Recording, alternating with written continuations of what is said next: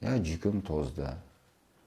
Я жалықтым көп нәрседен. Шаршайым, заланам, ренжим. Бірақ ол тек өзім ішімде ғана. Болды. Қалған басқасын бәрі. Білмеймін мен енді. Есте дейсің енді. Өз қазағым ғой. Естейсің. Бәрі өзіңнің қазағың. Сен өзі айтшы, ұлтқа қызмет еткен адамдардың қайсысы баянды ғұмыр кешті, айтшы ма? Біреуін айтшы, осы бақытты болды. Бір адамды айтшы. Айтшы енді. Бір адам.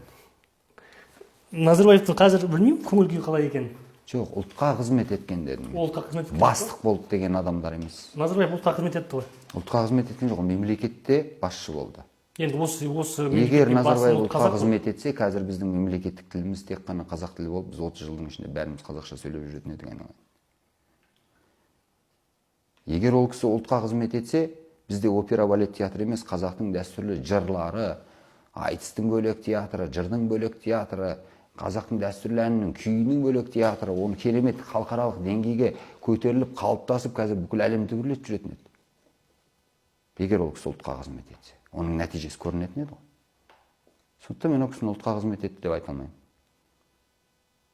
Мемлекетте жұмыс істеді, басшының қызметін атқарды.